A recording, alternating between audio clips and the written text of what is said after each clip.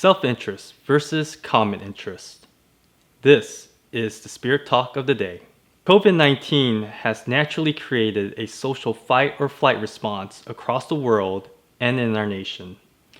We have seen behaviors of people flocking into stores and buying massive supplies of common items such as bread, meat, toilet paper, and even soap.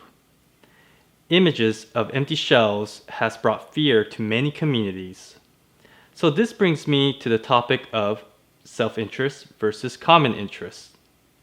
Neither one is morally wrong in itself, but during times of crisis, too much focus on self-interest can make our situation worse.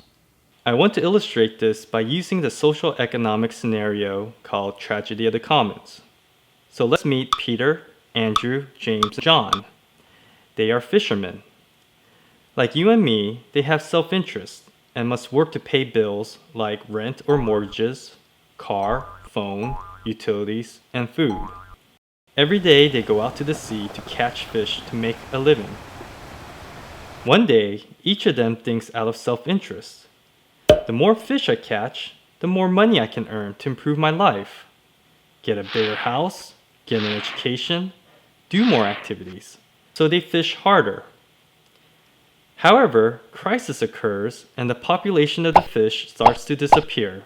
They are catching more fish than the fish can reproduce. So they now have a predicament in their hands. Should they continue to fish as they did before, even knowing that the fish would eventually all disappear? Common interest dictates that during a time of crisis, they should start talking with each other and agree upon the sustainable quota.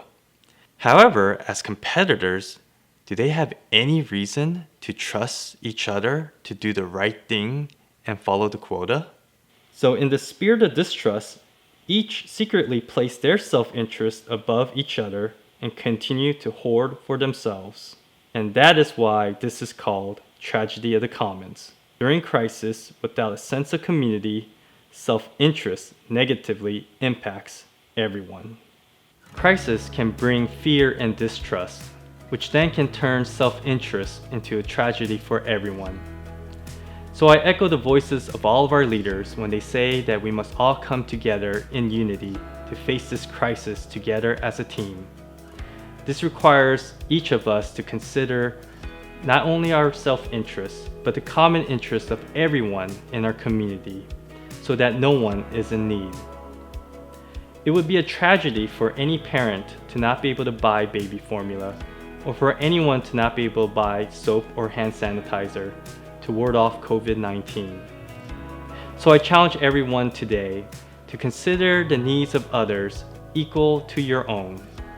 And this requires love within our community, for perfect love drives out all fear. The best part is that it's already happening here at Whiteman. I see key spouses coordinating together to buy groceries for one another. And I see supervisors ensuring their airmen have the time to shop at the commissary for necessities. So let's continue this good effort, and may love continue to abound more and more here at Whiteman Air Force Base.